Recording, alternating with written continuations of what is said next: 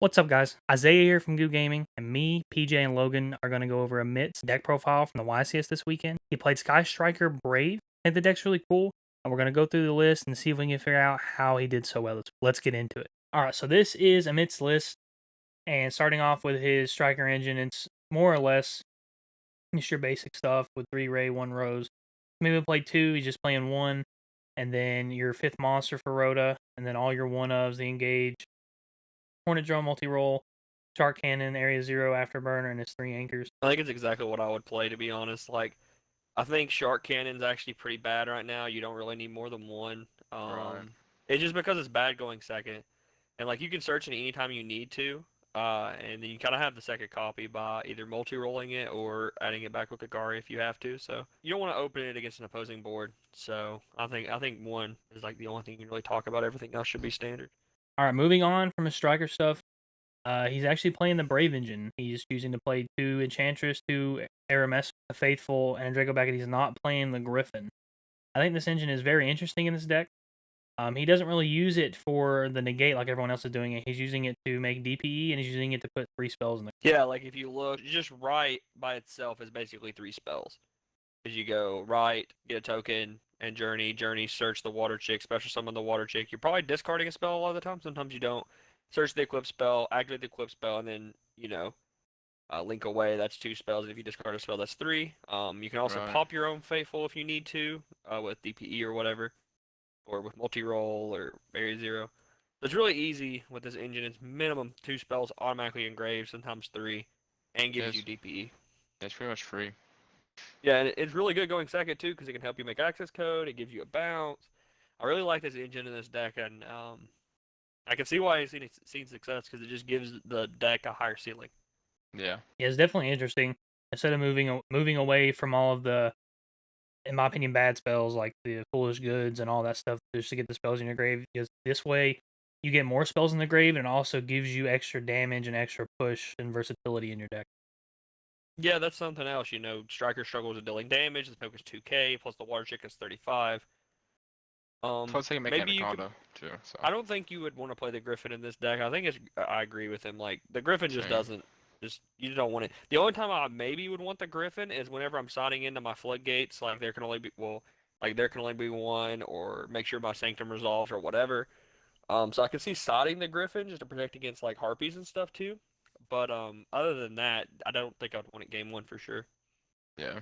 I could definitely see playing the Griffin or siding into it because, like, yeah, it shuts off your striker cards, like your anchors and everything, but you can always negate something and then open your field back up. And then obviously he played the Fusion Destiny package.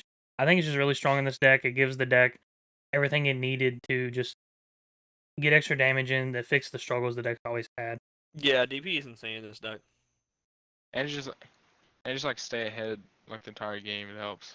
Because you're always gonna have more cards in your opponent with DP plus the draw too, plus your striker spells. And he chose to play 3 summon limit. So okay, I think this may have been like a little bit of a mind game. It's like if you see a lot of people, at least last format was playing Sanctum, and maybe the reason he decided to play Summon Limit in the main and Sanctum in the side deck is because he was hoping people would side out their Forbidden Droplets because it's really bad against Striker.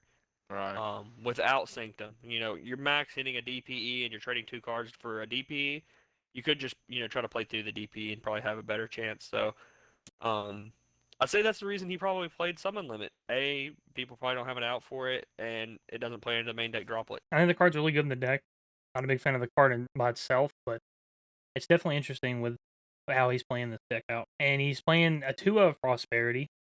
I feel like this is probably the best pot card for this deck, and it just gets you really whatever you need to do your plays and get set up. I think he's just trying to find his power cards as fast as possible. Engage, Yeah. right, Fusion Destiny. I think the card's definitely good at this deck, but it's kind of hard to resolve 2 of them. So I understand why he's only playing 2 copies. And obviously, he's playing the 1 of Terraforming. And moving on to his going second cards, he has 2 droplets, 3 Ash, the Gamma package, and a single Veiler. Ash is just your versatile card that everyone's really playing right now. And the Veiler is just mostly probably for the access code Yeah, combo. with Selene stuff. Yeah, and the Gamma Yeah, package is just, this is more of his like high power going second card. And it's really good with his deck. Like if he's just activating spells and they try to stop him, like his Engage, and he just Gammas them, it just gives him a Verte basically. Or he can Celine kill them too, like if he's going second. Yep. One thing I like to note is like the striker engine's already naturally good going second, so like he's only playing 11 when he could play a lot more. It's because like I would say he doesn't really care that much about scythe. He plays, anchors and stuff to be able to stop that. So it's kind of like a going second card there, and then you have the multitude of hand traps. Now, Right. do you guys think he's doing traditionally what people are doing with striker? And you think he's going second, or do you think he's choosing to go first every game? Oh, he's going first, For 100%. sure. Plays main deck at some limit. I think that probably caught a lot of people off guard too, because everyone just assumes striker's going to go second right now, so they can break your board. But him going first with striker, they probably didn't really know how to play into it well. I would say he probably put in like going back to a little bit to the summon limits. I'd say the reason he main deck summon limit is because it hits a lot of decks, as well it like hits Prank Kids, which is a really bad matchup. I know he lost to it in top four, and I'm not surprised that he lost to Prank Kids because that's a really bad matchup. But Right. also, it's really good against like the base decks. All right, we'll go to the extra deck. He's playing 2 Hayate, 3 Kagari, 1 Kaina, and 2 Shizuku. I feel like he probably missed the third Shizuku a lot. Maybe not. I haven't played Striker this format, but I do know that like the grind game is almost non-existent right now in our format. So that's may have been why he chose only two, because once he gets to the point where he's going to grind, he's just going for game with access code. He doesn't like he's going to outgrind them regardless if he has two Shizuku or three, because all these decks, most of the decks are not playing like a lot of engine, because there are a lot of people playing the base deck and like some of the other needle fiber decks. And he's playing the 1Z. He's also playing the Verte for obviously his DPE combos. And the Link Spider, Halxeline, Access Code combo. It's just that's going to be your main damage output. I feel like that's really standard in Striker now. Yeah, you just need to get them to like be able to hit them for 68 is like the magic number. All right, moving on to his side deck. He is playing an artifact package, and he's playing 1 Lancia, 1 Scythe, and 2 Sanctum. I would have played three Sanctum personally, but one cool thing is if he draws either one of the other artifacts, it's fine. Like Lancey's just a hand trap, and Scythe he can pop with DPE since his deck Yep. makes DPE turn one a lot more consistently than the other striker decks. So that may be why he decided to play two so he can fit other cards. It looks like his side deck he really wasn't sure what to expect for this tournament, maybe, or He maybe was he trying just to hit like everything. everything. Yeah, that's what I was gonna Yeah. say. Because remote duel tournaments are usually very, versus like They're wild. super like, yeah, they're like a bunch of crazy decks a lot of the time. Yeah, they're really diverse. It's a fact. In his back row, he's playing 2 Cosmics, a Harpies, and a Lightning Storm. I wonder if there's like a theory behind this, or if he just didn't have multiple Lightning Storms. I think I he just just wanted a second Harpy's Feather Duster. And then the wild card in this list for a side deck is Mind Drain. I don't think I've seen anyone play this for a long time. It seems pretty cool. A lot of people playing hand traps, and it seems like it's really good against Virtual World too. Yeah, also that's the hits the only deck. grave stuff. Hits the water Like check that's the only thing I could think of. It hits the water chick.